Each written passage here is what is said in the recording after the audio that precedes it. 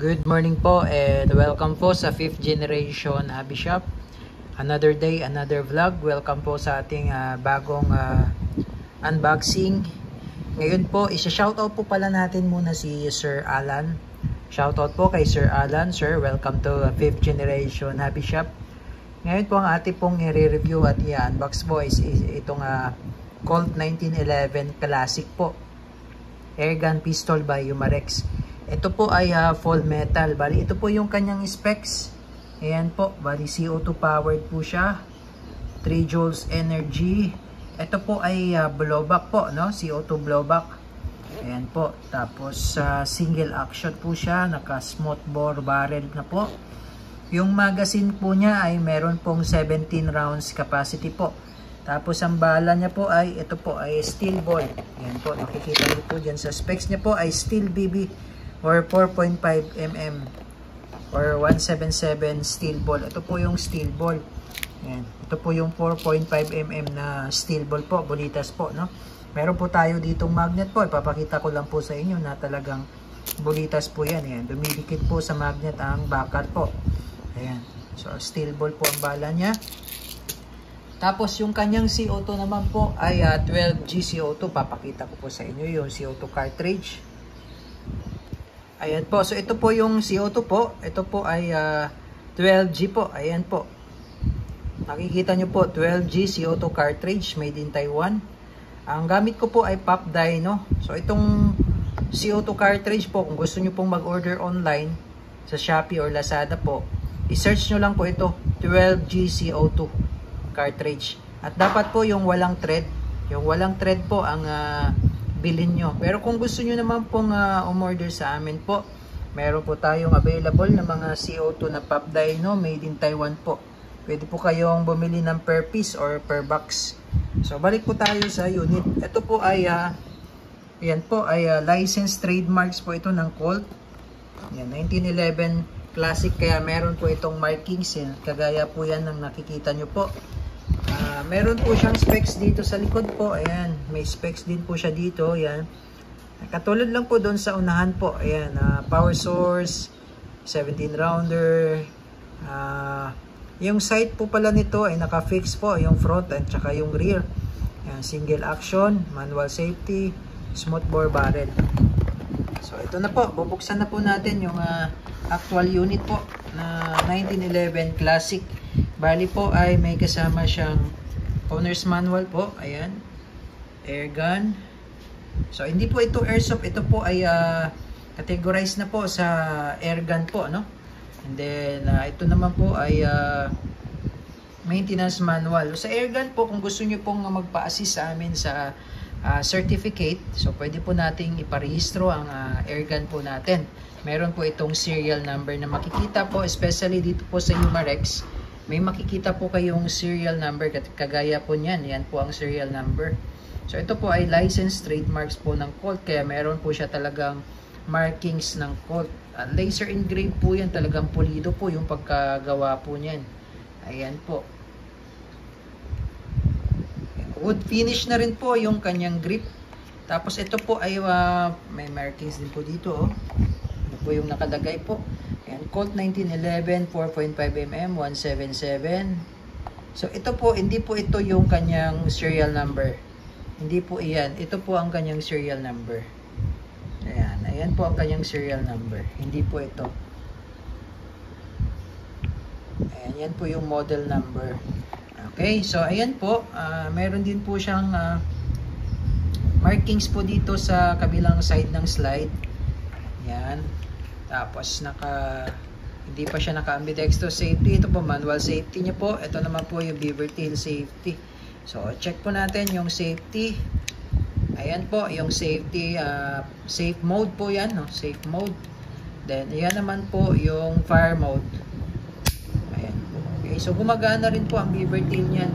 So kapag ka nakababa yung hammer niyan at kinalabi ito at hindi po na-press yung kanyang beaver tail, ay hindi rin po yan puputukan.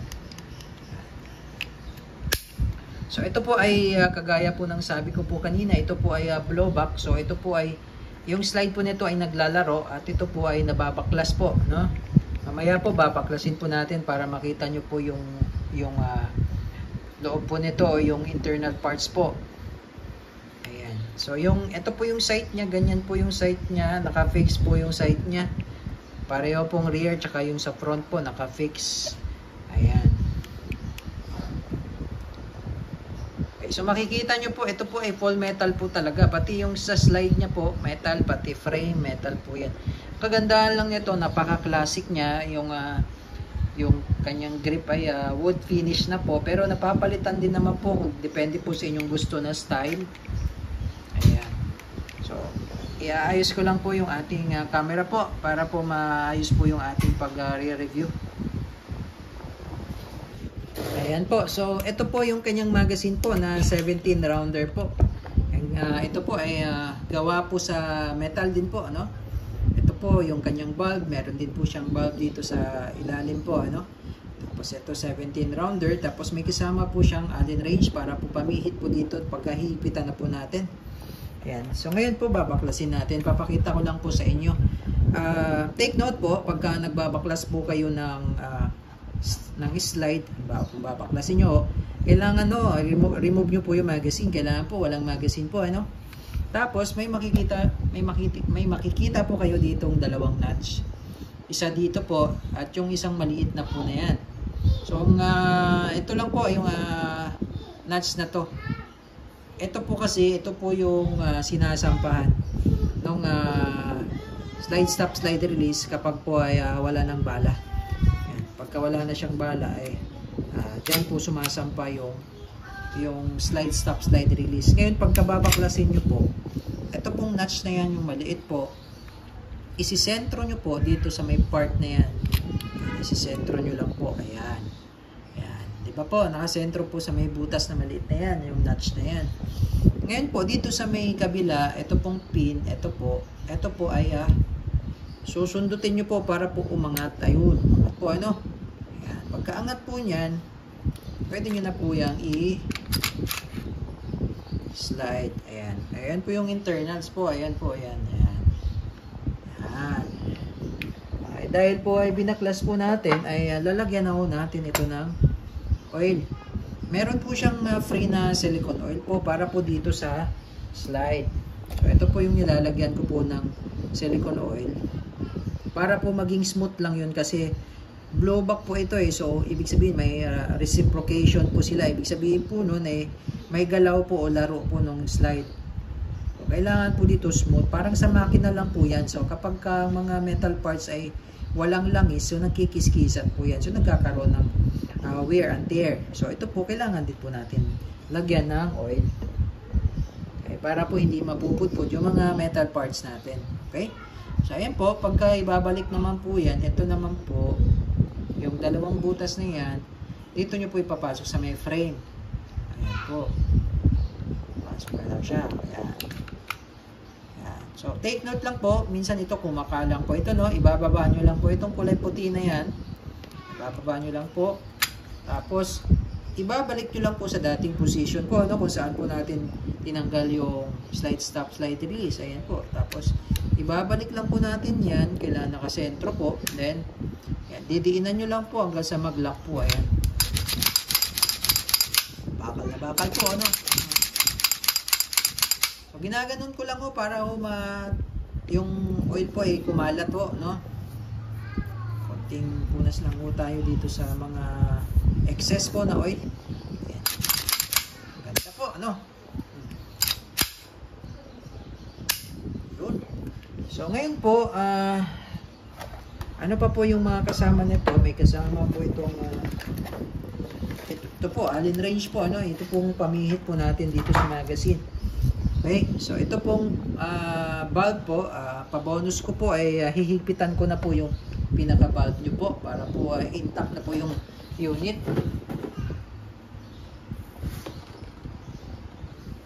Ayan po, from the factory kasi po talagang from the factory maluwag pa po itong bulb na to, kaya po chine-check po namin yan. At ayan po, maluwag po siya, no? Kailangan nating higpitan po. So gumagamit po ako ng Ito po ay ginagamit ko pong pang personal valve tool po ito. Ayan, valve tool. Pero meron din po tayong available pong nabibili po nito. Ito po ay valve tool po na tawag. Ayan po. Ngayon po, pagka magluludo kayo ng bala, ito po ay ibababa nyo lang yung spring. Ayan, spring tas. Ito po merong parang pasukan po ng bala, no? Medyo wala akong kuko kaya hindi ko po na bababa ng maayos. Ayan. Ito po yung ating steel ball. Bulitas po yan. Papasok nyo lang o dito. Hindi may papakita sa camera. Dito lang o ipapasok.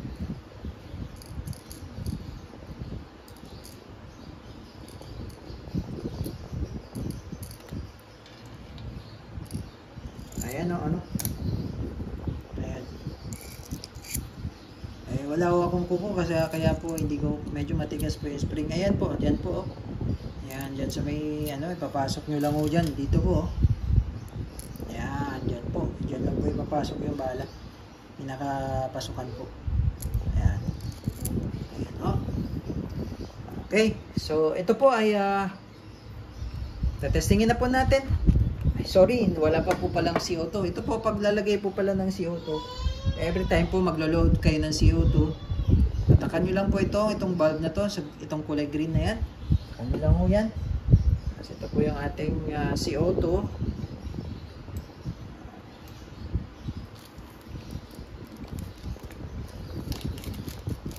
Ngayon no, ay gagamit po tayo ng Allen wrench para po pumasok itong CO2. Luluwagan no natin para po pumasok. Luluwagan lang po. Ayan. Pag lumapat na ho, ayan, higpitan na ho natin. Medyo kailangan lang po dito, kailangan medyo mabilis lang po, no? Yung ikot.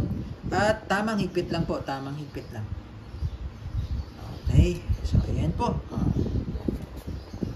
Okay, so intact. Testing po.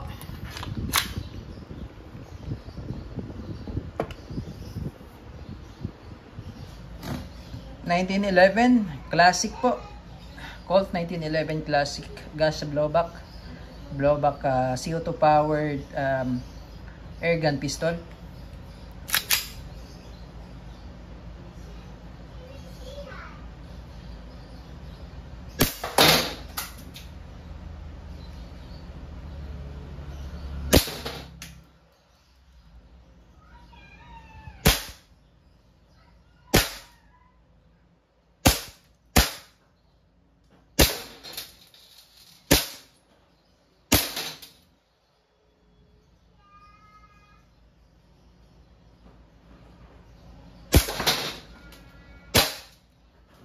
So kapag wala na po siyang bala, nag-open slide na po yan.